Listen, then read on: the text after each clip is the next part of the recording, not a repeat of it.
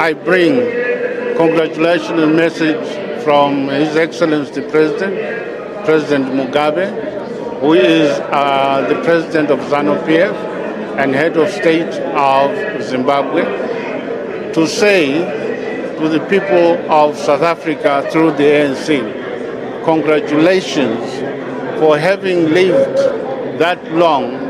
105 years is not a short time.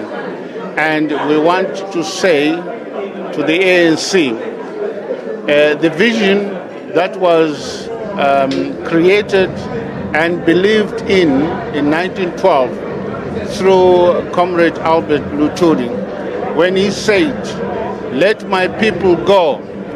And that vision, that mission has been maintained by the African National Congress for the past 105 years. And therefore, the ANC has been an inspiration to all our liberation movements in Africa and beyond. And as such, Zanu PF has taken a leaf from the struggle, and that is to maintain the vision, to maintain the mission, as well as ensure that you come up with strategies to achieve the intended goal of the organization. Looking at both Zanu PF and the ANC, they seem to be going through the similar challenges. Disgruntlement in terms of the economic activities, but the growth of the economy, issues of jobs, young people have lost hope. How are you going to ensure that as the liberation movement, you make your citizens in those countries happy? I mean, people are complaining about the economic challenges in Zim, and South Africa is also facing a slow growth. There are forces which are external. When we got our political independence, there are people who are not happy that we had achieved our political independence. And yet, they are aware that political independence without economic independence is not complete. And therefore, there are certain contradictions that are influenced by external forces to create some element of doubt in the leadership, in the organization. But I can assure you, the vision of our political parties will guide us. The mission of our political parties will guide us to ensure that we create those conditions that will create employment for the young generation. That will also create a sense of mission and belief in the organization. Now, South Africa waited for almost 100 years, in as much as Zimbabwe also waited for almost 100 years to get its independence.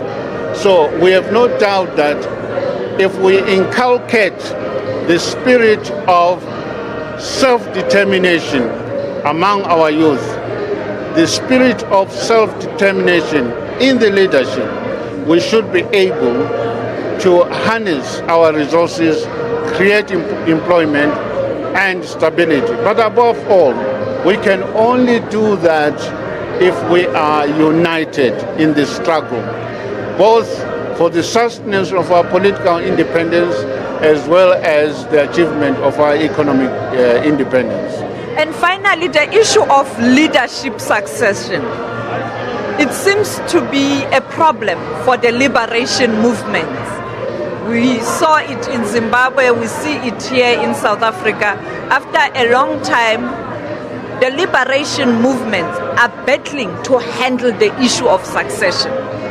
Well, the issue of succession is a complex one.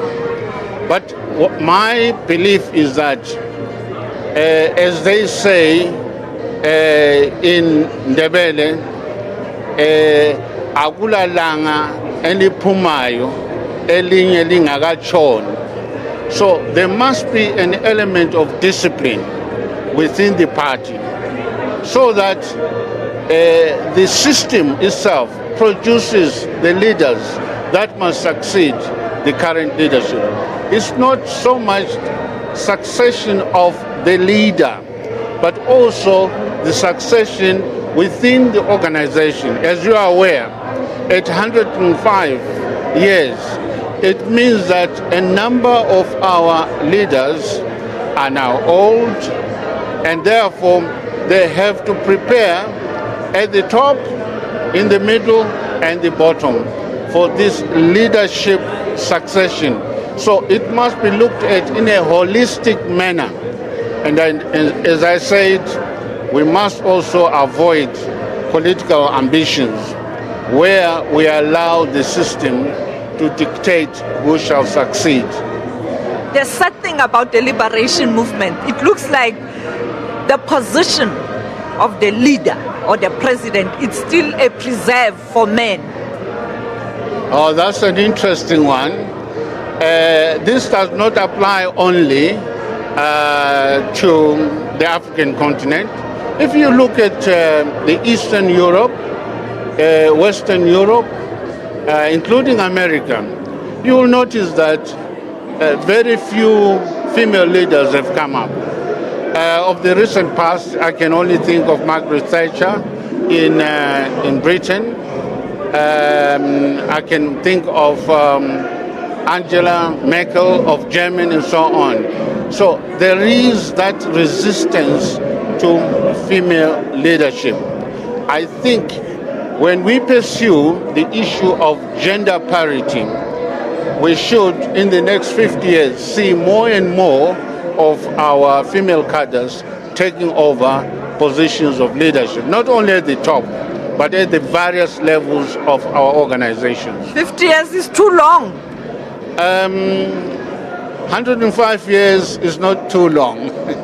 You need to change the mindset of those people who constitute an organization.